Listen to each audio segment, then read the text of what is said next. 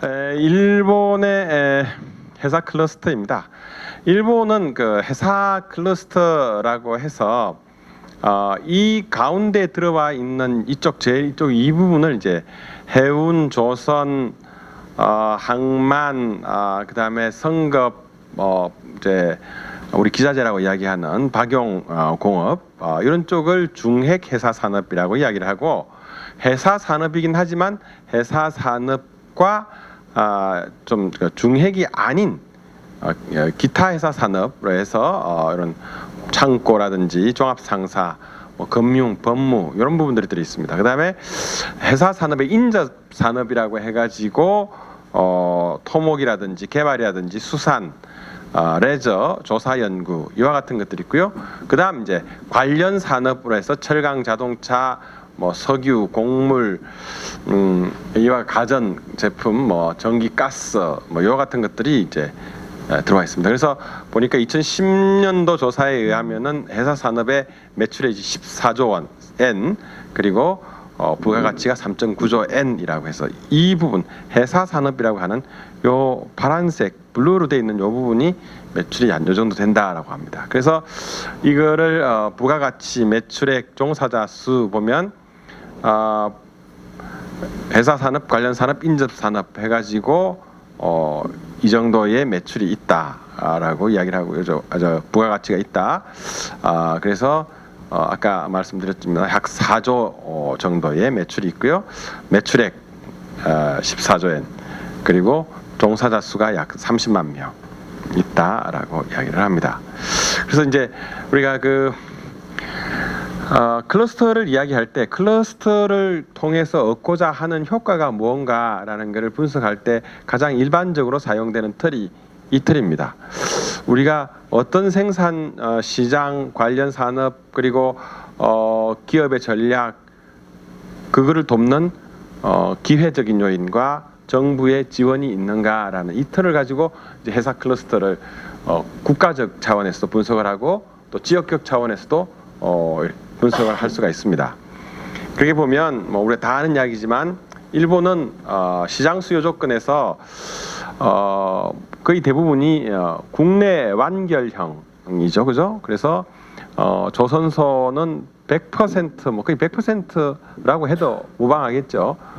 자기 나라 선주들을 대상으로 하고 있고, 또 그게 필요한 어떤 철강 제품 같은 경우에도 100% 일본 내에서 조달을 하고, 그리고 박용기기 같은 경우에도 국내 조달이 95%, 5% 정도만 외국에서 조달하니까 완전히 이게 전반적으로 다 국내 시장에서 완결되도록 돼 있고, 또 자주 하는 이야기입니다만은 해상 화물 같은 경우에도 100% 대량 화물 같은 경우에는 외국 해운 회사가 아예 못 들어오게 봉쇄된 시장이죠. 장기 계약 갖고 지명 입찰을 하니까 실적이 없는 외국 선사는 절대 들어갈 수 없는 시장이 돼버린 거죠.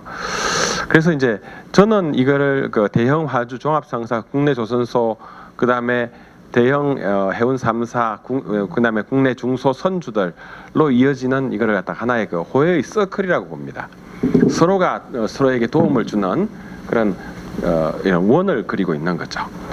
그래서 일본 조선업의 어떤 국내 완결형 보면은 철강 회사로부터 구매 계약하고 박용 구매 계약하고 종합 상사가 금융 지원, 그다음에 화물 알선 같은 것 해주고, 그래서 이 선주나 일본 운항 회사 대형 3사가 세계 최대의 규모를 가질 수 있게 이와 같은 형태로 구성이 돼 있고, 그래서 결국은 이런 흐름으로 본다고 하면은 어떤 국내에 강력한 회사 클러스터가 있기 때문에 엄격하게 이야기하면 일본의 해운이나 조선은 우리와 같은 수출 산업이 아니고 어디까지나 도메스틱 산업이죠.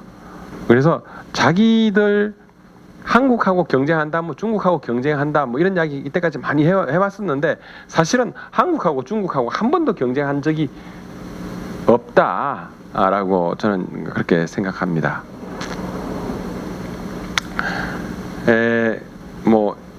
이 그림이 빠져버렸는데 최근에 가장 큰 해운 조선의 협력 사례가 일본의 5번째 큰 다이치주오라고 하는 해운 회사가 도산을 했을 때 이 회사가 사실은 일본의 2대 선사인 MOL이 일대 주주입니다.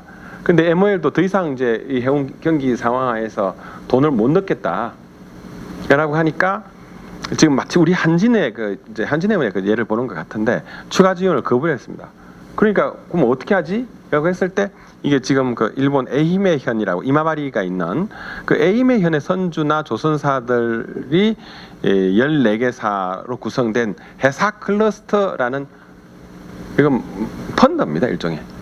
그래서 여기에다가 지원을 했습니다. 그래서 일반 상업 펀드가 사모펀드가 지원하는 것보다는 선주나 조선소가 지원을 해서 해운회사를 살리는 것이 더 시너지 효과가 크다라고 하는 차원에서 이런 이야기를 하면 모르는 분들은 그게 WTO 체제 하에서 가능하냐 어쩌냐 우리는 그런 게 불가능하다. 일본도 WTO 가면 국가이고 일본은 말 그대로 어떤 면에서는 세계 무역 체제의 흐름을 결정하는 아주 중요한 국가 중에 하나입니다. 이게 무슨 1950년대 동화 이야기가 아니고 지금도 이렇게 해가지고 서로가 공생을 하고 살고 있다라는 것을 우리가 좀 이해를 할 필요가 있습니다. 그다음에 관련 지원 산업 당연히 우리 박용 관련 제품 자금률이 100%, 한국 70%, 중국 40%. 그래서 우리나라하고 중국 같은 경우에는 조선소에서 만들 때 선주 지정 부품 같은 게 많아가지고 그거 전부 다 일본에서 수입해 오지 않습니까? 그러니까 박용 부품의 자금률이 이게 시간도 많이 걸리고 납기에도 또 영향을 주기 때문에 이 부분이 자기들은 강점이다, 일본의 강점이다라고 일본 정책은행에서 이렇게 분석한 데 따르면은 그렇게 이야기를 합니다. 그다음에 생산 요소 조건 이거 우리가 조금 난 부분이라고 생각합니다. 이번에 부산을 중심으로 해서 맥넷 만들어지면서 저는 이 부분이 일본보다는 그래도 나은 점이 아닌가. 일본은 연구 인재 개발 인재가 참 확보하는 게 곤란합니다. 그래서 주요 대학들도 이름 다 바꿨고요. 그다음에 실무보다는 연구를 중시하다 보니까 학생들의 인기도 별로 없습니다. 사실 졸업하고 어디 갈까라고 하는 점에서 조선 쪽에 이렇게 가봐야 별로 갈 데가 없기 때문에 별로 인기가 없습니다. 그리고 해운 조선 이런 쪽에 특히 조선 쪽의 입지가 대부분 지방에 인구 한 20만 정도 되는 도시입니다. 그러니까 젊은 애들 입장에서는 이런 시골에 가고 싶어하지 않습니다. 그래서 이 인재 확보가 일본은 아주 중요한 문제입니다. 그다음에 항만 같은 경우에도 이게 안 가다 보니까 이 해운 관련 클러스터의 한 축이 항만 서비스업인데 일본은 이제 항만 서비스업에서 사실은 조금 문제를 갖고 있습니다. 그다음 조선하고 지역 이렇게 예를 보면 아까 지방이라고 말씀드렸는데 대부분이 다 지방에서 이 매출이 일어나고 그리고 해외에서 만들기보다는 일본 산업의 강점은 이게 국내에서 대부분의 생산을 하는 겁니다. 일본 조선소들이 중국이나 이런데 블록 공장 많이 만들었다고 이야기하고는 있지만 그러나 우리나라 조선소처럼 일관 조선소를 중국에다 지은 바보 같은 짓은 하지 않았습니다.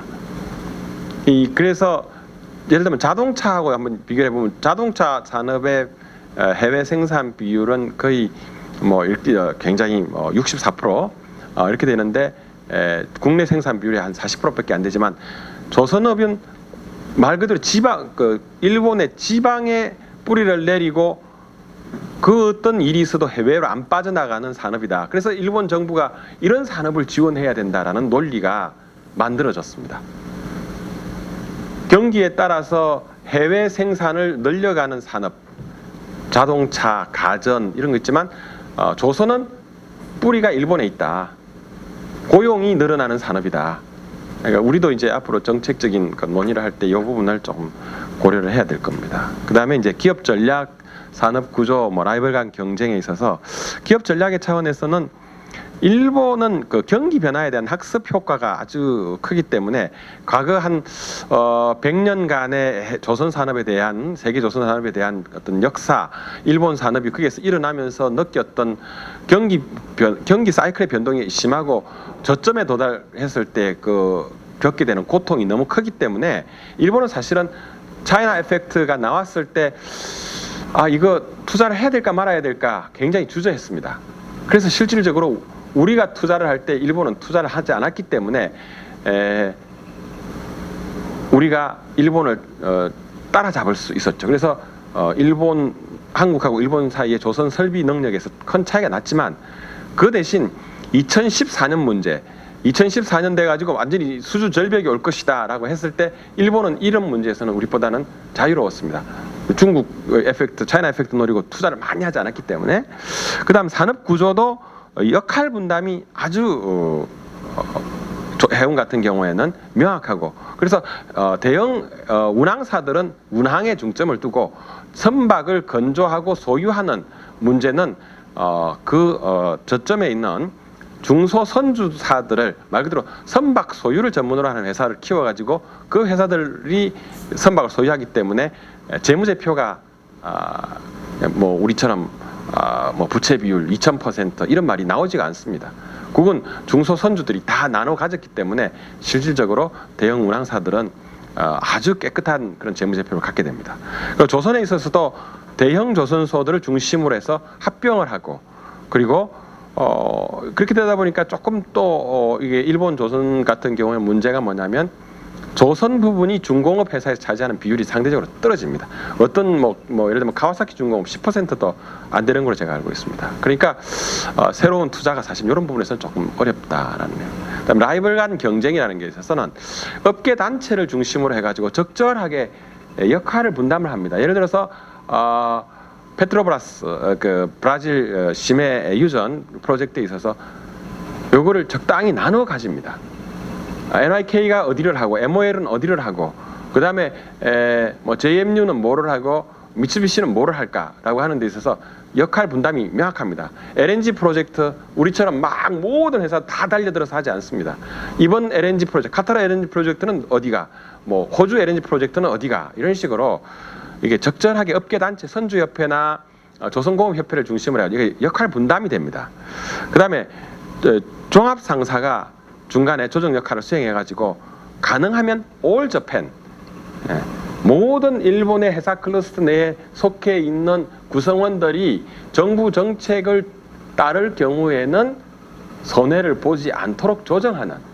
그래서 이제 우리가 제가 클러스터 위원회를 만들었다라고 하니까 이게 이제 우리 클러스터 위원회가 사실은 이런 부분에서 앞으로 역할을 해줘야 합니다. 그다음 정부 같은 경우에는 좀 너무 빽빽해서 죄송합니다. 이 일본 같은 경우에 뭐 우리 다 알다시피 그 해운과 조선이 통합 행정을 하고 있다라는 자체가 이건 사실은 회사 클러스터죠. 정부 정책의 회사 클러스터입니다. 그래서 이게 조선, 해운, 선원, 안전, 그래서 이게 총괄 행정이고 생산에서부터 소비에 이르는 회사 산업 전 분야가 분야 횡단적인 정책이 가능해지는 겁니다. 그러니까 지금 불경기가 될 거니까 해운 쪽에서 말을 하면 조선에서 수주를 조금 줄입니다. 이게 가능해집니다. 근데 우리는 지금 수출 중심이다 보니까 이게 이루어지지 않는 거죠. 그 다음에 이제 해운과 조선의 동시 발전을 유도하기 위한 정책의 오랜 역사를 갖고 있습니다. 예를 들어서 계획 조선을 한다든지, 뭐 이자 보급을 해준다든지, 또 수출 산업인 조선이 신조선을 수주할 수 있도록 정책 자금을 지원하지만 국내 선사를 우선 지원해가지고 외국 선사가 일본 저리의 금융을 활용해서 선박을 만들기보다는 일본 해운회사가 선박을 만들어 가지고 그걸 가지고 일본 해운 일본 화주들의 짐을 실어 나르고 또 외국의 제3국 항로에 가서 돈을 벌 수 있도록. 그래서 우리하고는 조금 관점이 반대죠. 우리는 무조건 수출을 해가지고 그 회사들이 우리나라 짐을 실어 날라버리는, 그래서 우리 시장을 잠식해버리는 그와 같은 문제가 발생하는데 일본은 그렇지 않다. 그래서 이런 위원회를 해운조선 합리화심의위원회라는 이런 위원회를 만들어 가지고 잘 조정을 해왔습니다. 그래서 이제 이자보급이나 계획조선은 이미 이제 다 종료가 됐습니다만은 이것들이 완전히 그 발판이 됐고 지금 중국이 하고 있는 국수국조라는 것이 사실은 이게 정책의 그 벤치마킹 그 원형이 어디에 있냐 보면은 이게 일본에 있습니다. 이게 일본이 이렇게 하니까 우리도 이렇게 한번 해보자라고 해서 이걸 따라 배우는 거죠.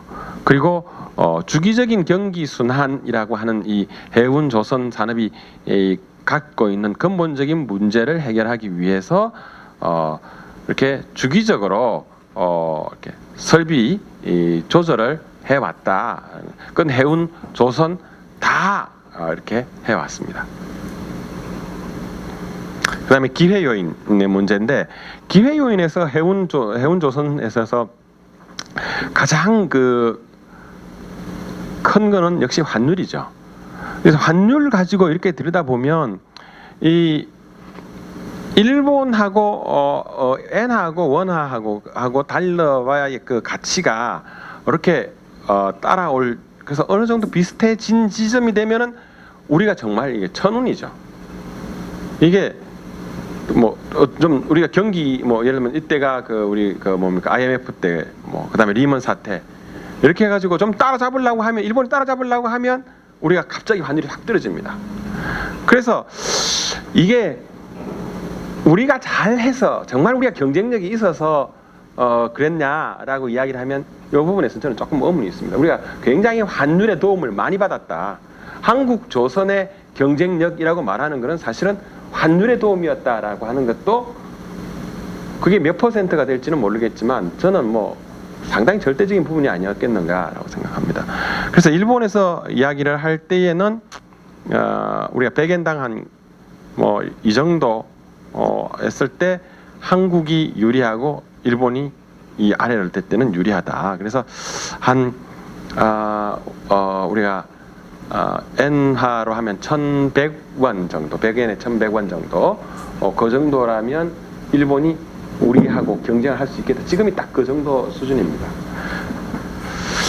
그래서 우리가 결코 조선에 있어서 아까 왜 한 척도 수주를 하지 못했는가라고 했을 때 저는 이 환율도 분명히 있다고 생각합니다. 그 다음에 이제 일본이 이제 최근에 그러면 뭘 하려고 하는가라고 하는 거를 이 신조선 정책이라고 하는 것을 만들면서 해운 조선 뭐 박용기계 그 다음에 또 여러 가지 해양 관련 산업들에서 뭐를 어떻게 대처를 하려고 해왔는가라고 하는 것을 2010년에 만들어진 이 정책을 보면 일본은 이미 이 정책에 있어서 2014년을 갖다가 수요 감소기로 보고 장기적으로 어떻게 갈 것인가를 이와 같이 만들어 왔다라는 걸 우리가 알 수가 있습니다. 이게 굉장히 좀 긴 저기가 있는데 뭐 혁신 촉진 회사 클러스터 강화 그래서 이런 해양 환경에 대한 이니셔티브 그럼 그다음에 해운 회사와 선주에 대한 지원 그다음에 경쟁력의 원천이 되는 테마에 과감하게 도전을 하자. 그래서 일본이 굉장히 LNG 연료선에 대해서 많은 투자를 하고 있습니다. 그래서 앞으로 이렇게 가겠다라고 하는. 그래서 그 최근의 결과가 결국은 뭐냐면은 일본 정부가 조선업계 통합을 지원을 하고 그다음 국내 선사가 수요로 뒷받침을 해주고 국제금융기관이 신조선 금융을 지원해주면서 이 15,000, 2만 TU 가까운 이 부분에 이 일본 선사들이 참여할 수 있게 된 거죠. 과거에는 일본 조선소들이 참여했던 거는 많아봐야 이 10,000 TU짜리 요거였고 저기에 그 일본 선사들이 필요로 했던 14,000 TU짜리는 우리나라 조선소에서 만들었지 않습니까? 근데 지금은 이제 안 오죠. 거꾸로 2만 TU짜리 일본 조선소에서 만드는 거죠. 일본 조선소가 우리보다 규모가 작아서 이런 것들 못한다라고 했을 때 일본 정부가 조선소 간의 통합을 지원을 해준 겁니다. 그래서 이제 큰 것도 들어올 수 있게 됐고 아까 환율에 예를 봤지만 한국하고 일본하고 환율 가지고 경쟁을 하니까 이제 우리가 그렇게 크게 비용적인 우위가 없고 또 생산성이라는 측면에서 보면 일본이 우리보다 더 나은 부분이 있기 때문에 거기에다가 박용 기기라든지 하는 그런 부분에서 더 나은 부분이 있기 때문에 우리가 일본을 따라잡게 좀 이런 부분에서 일본의 이런 어떤 최근의 클러스터적인 관점에서의 성과라고 생각합니다. 이게 일본 그 어떤 즉위만 하는 게 아니고 정부만 하는 게 아니고 일본의 지방 도시들도 해양 클러스터라고 하는 관점에서 정책을 만들고 있습니다. 가장 대표적인 것들이 바로 이런 곳들입니다. 그래서 이 이마바리, 이 마루가메, 이렇게 나카토다, 미하라, 이마리, 사세보, 나가사키, 사이카이 이런 시들이 중심이 돼 가지고 그래서 일본의 시코쿠하고 이쪽 그 세토나이카이 요 쪽에 있는 것하고 그다음 이 나가사키 지역, 그다음에 오이타 이런 지역을 중심으로 해서 이렇게 하고 있습니다. 그래서 지방의 선주 선사들이 조선소에 발주를 하고 지방은행이 지원을 하고 그래서 이와 같은 산업을 이끌어 나가는. 그래서 실제로 2014년 3월 시점에 해운하고 조선에서 일본의 지방은행들이 얼마나 융자를 해줬는가라고 보니까 이게 이제 그 이오은행이라고 여기에 있습니다. 이오은행, 에이메은행, 그다음에 히로시마은행 이 세 은행이 융자 잔고가 조선소에 대한 융자 잔고가 1조 엔입니다. 그러니까 우리 돈으로 하면 한 2조 원 정도 되는 거죠. 엄청난 이렇게 지방 은행들도 이 정도의 역할을 해주고 있다는 겁니다. 그래서 해양 클러스터 해운 관련 기관들 부산에 다 가지고 왔는데 부산의 금융 기관들이 그 정도 지원도 못 해줄 것 같으면 사실은 그 내려갈 이유가 아무것도 없습니다. 현대상선 본사 부산으로 옮길 것 같으면 부산은행이 현대상선에 한 12조 원 좀 빌려줄 수 있다면 내려가야지. 그런 것도 아닌데 내려가는 거 말도 안 되는 이야기죠. 그래서 이마바리라는 도시가 저는 굉장히 매력적이라고 생각합니다. 그래서 일본 전체 선대의 한 30%가 이마바리 선주가 갖고 있고요. 내양 해운 선봉량도 일본 국내 한 8%. 그래서 이와 같은 것들이 다 모여 있습니다. 그래서 에임의 선주가 주는 경제 효과가 1년에 12조 원입니다. 그러니까 한 1.2조 엔 정도 되더라고요. 그래서 이 이마바리 시도 자기들 회사 클러스터 정책이라는 걸 합니다.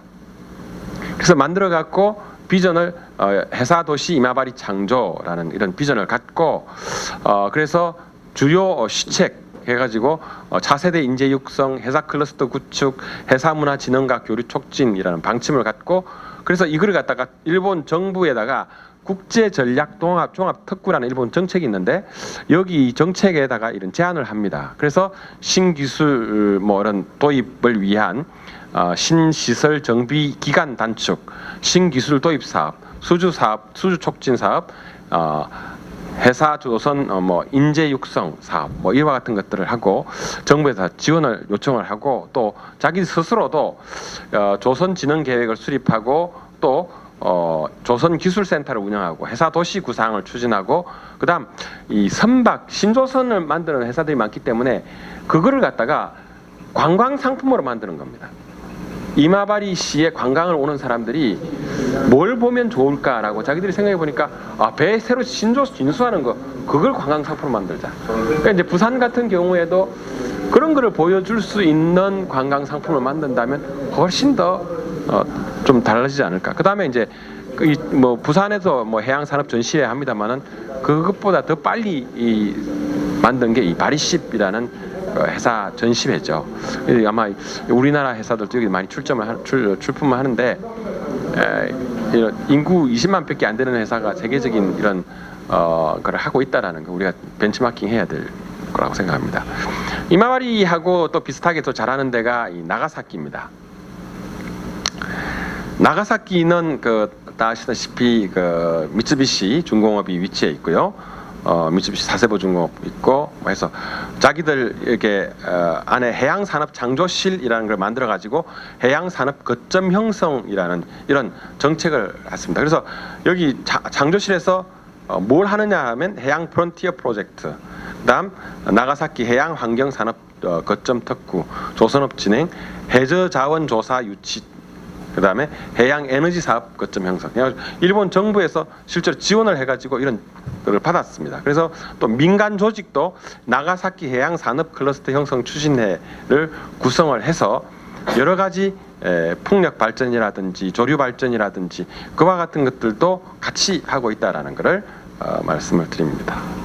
그래서 이와 같은 것들은 일본 정부도 그렇고 지방도 그렇고 이런 것들 하고 있다라는 것을 말씀을 드리고, 그래서 나가사키 현 뭐 이렇게 큰 효과가 있습니다. 그래서 우리 같은 경우에 그러면 일본을 가지고 보면은 우리가 무슨 문제가 있을까라고 이야기를 하면은, 저는 산업 구조적인 요인에서 우리가 조선 해운의 내수 시장 비중이 너무 취약하다. 이 내수 시장을 어떻게 키울까? 이미 답은 아까 일본의 사례가 있었습니다. 일본도 2차 세계대전 끝나고 경제 발전을 위해서 외화가 필요하니까 가장 쉬운 거는 조선소에서 사람 투입해서 배 만들어 가지고 팔아버리면 됩니다. 그래서 그리스 선주들이 엄청나게 일본 조선소에다가 선박을 발주하겠다고 내놓으라고 했을 때 일본이, 그리스 선주들도 돈을 버는데 그 그리스 선주들이 그 돈 벌려고 결국 일본 짐이 실어 나를 건데,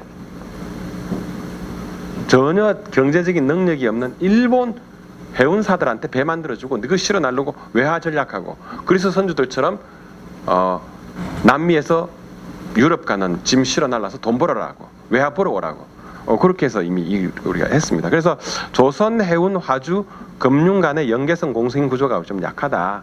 이미 일본은 이런 부분에서 이걸 해결하기 위해서 종합 상사가 중간에 끼어서 좋은 역할을 해주고 있고, 또 정책 금융 기관이 그런 부분에서는 좋은 역할을 하는데, 그걸 위해 가지고 정부 내에 해운 조선 합리화 심의위원회라는, 지금은 이름이 조금 바뀌었습니다만은 그런 위원회가, 정부 정책위원회가 해운 조선을 같이 살릴 수 있는 정책을 마련해 준 겁니다.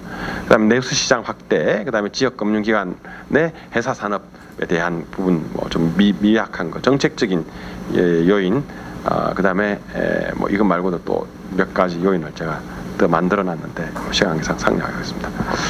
그래서 일본에서 우리가 좀 배워야 될 것들로 정책적 시사점을, 첫 번째, 해운조선 정책의 일원화를 위한 종합회사 정책을 좀 만들어 보자. 우리 지금 이원화돼 있지 않습니까?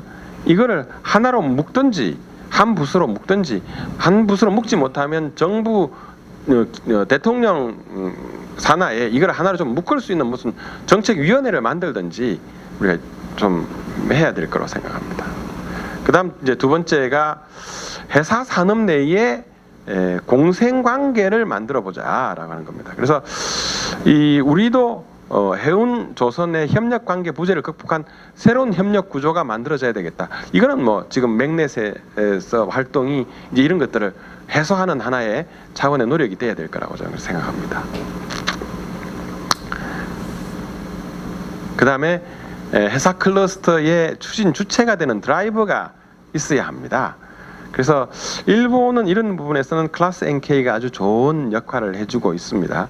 그래서 클래스 NK가 이런 드라이버를 적인 역할을 수행하고 있고, 또 이런 해운과 조선의 접점 가운데에 뭐가 있는가라고 생각해 보면 성급이 있습니다. 사실은 이 해운 선사들이 선박을 사용하고 거기에서 발생되는 문제들을 갖다가 피드백 해주려고 해도 지금의 그 조선 관계에 있어서는 이게 피드백이 안 됩니다. 그런데 일본 같은 경우에는 클래스 NK가 그걸 갖다가 조선소에다 피드백을 하기 때문에 일본 같은 경우는 이게 가능해집니다. 근데 우리는 그런 부분이 상당히 약하죠. 또 우리가 수리조선을 우리나라에서 한다면 수리조선소에서 이렇게 어떤 문제가 있는지를 알아서 그게 피드백이 될 건데, 수리조선도 없어졌기 때문에, 그래서 우리가 기술력을 계속 발전시켜 나가고 우리가 지금 대형 수리조선소를 만들 수 없다라고 하는 입장에서 보면, 그럼 환경하에서 보면 이 성급의 역할이 회사 클러스터의 어떤 드라이버, 특히 기술적인 부분에서는 중요한 역할을 해야 될 것이고, 그다음 또 하나의 드라이버로 생각한다면 금융기관, 지역 금융기관이 되든 아니면 우리가 정책금융기관이 되든 드라이버가 정책적인 드라이버 역할을 해줘야 되겠다는 생각입니다. 그다음 지역 경제의 역할이 필요합니다. 그래서 어떤 지역별로 특색 있는 지역 회사 클러스터를 어떻게 구축할 것인가라고 하는 이 부분이 우리가 좀 고민을 해봐야 될 시사점이라고 생각합니다. 그다음 친환경, 해양 에너지 분야에서 글로벌 리딩을 위한 중장기적 조선 R&D 정책을 구축할 필요가 있다. 그래서 일본 같은 경우에는 이런 중장기적인 관점에서 글로벌 선도 기술 확보를 위한 정책을 실시해 왔습니다. 그래서 선박의 성능이나 부가가치에 대한 제품 서비스력, 그리고 신규 사업 분야의 진출을 위한 연구력, 그리고 선박을 건조하기 위한 제조력, 그 다음에 이와 같은 것들을 다 지탱해 줄 수 있는 인재력이라고 하는 네 가지로 구분을 해가지고 일본은 이 정책을 선도적인 정책을 계속 만들어내고 있습니다. 그래서 우리가 좀 중장기적인 조선 정책, 해운 정책 같이 된 그런 정책이 사실 우리는 없죠. 우리가 조선 정책이라고 해가지고 만들어 본 지가 언제였는가라고 생각해 보면 지금 조선 정책이 우리나라 사실은 없습니다. 그래서 2020년에 한국에 도크가 몇 개가 있어야 되고 어느 정도 규모를 가지고 가야 되고 그때 우리는 무슨 배를 만들 것이고 어떤 기술의 수준의 배를 만들 것인가라는 우리 지금 그런 정책이 없습니다. 우리나라 해운도 사실은 조선이 뒷받침되지 않으니까 우리가 가지고 있는 배가 어느 정도의 성능으로 글로벌 수준에서 그거를 우리가 어떻게 활용할 것인가. 일본은 이미 LNG 추진 연료 선박의 컨테이너선을 2020년 일본 해운 업계가 선도적으로 활용해 나갈 것이다라는 계획을 갖고 있습니다. 그래서 일본의 NYK나 MOL에서 그거를 어떻게 활용할 것인가에 대한 연구가 이루어지고 있고 지금 우리는 수동적으로 그 배가 나오면 아마 우리가 사가지고 이제 중고선으로 사가지고 끌고 다니면서 뭐 할까 말까를 그때가 우리는 그렇게 되겠죠. 그러니까 항상 그게 우리가 넣는 겁니다. 정책이 왜 필요한가라고 생각하면 이런 부분을 우리가 같이 고민해야 될 거다라고 생각합니다. 부산의 어떤 회사 클러스터를 위한 정책 제안을 한다면 저는 이 네 가지 정도를 우선적으로 한번 제안을 해보고 싶습니다. 우리 허 박사 왔으니까 첫 번째 부산 오너를 만드는 거. 그래서 이마바리처럼 부산 오너를 만드는 거가 하나 좀 있었으면 좋겠고 그 다음에 항만, 관광, 조선이 협력해가지고 이 VLFS를 이용해가지고 부산에 와서 우리가 부산 타워에 올라가고 범어사 가고 하는 이거는 별로 큰 임팩트가 없는 거라고 생각해요. 그래서 예를 들어서 메가플로트를 이용해 가지고 사직 운동장을 부산 북항에 띄워놓고 우리가 본다면 그건 누가 와서 보더라도 이건 부산이니까 부산에만 있는 거 그렇지 않을까요? 아니면 뭐 해운대 앞에다 띄워놓든지 부산 북항에 띄워놓든지 지금 할 게 없다라고 이야기하는데 우리는 그래서 그냥 단순한 토목이 아니라 이런 조선 해양 같이 어우러져서 항만하고 관광 산업도 같이 참여할 수 있는 클러스터를 만들어내는 거. 그리고 성급이 부산으로 갔기 때문에 그 성급을 연결 고리로 해가지고 해사 산업 혁신 산업 단지를 좀 제대로 한번 만들어 보는 것. 가 우리가 한번 필요하지 않겠는가. 그래서 교육 연구기관도 다 있기 때문에 이 부분이 우리가 한번 해야 될 거고 우리가 가장 사실은 또 부족한 부분 하나가 수산하고 해양수산인데 이 해양수산 이게 서로 연결이 잘 안 됩니다. 그래서 이 수산 조선 성급이 좀 협력을 해가지고 수산업을 위한 그런 어떤 신형 어선 개발이라든지 이 지금 우리가 아무도 성급에서도 신경 안 쓰고 그 누구도 신경 안 씁니다.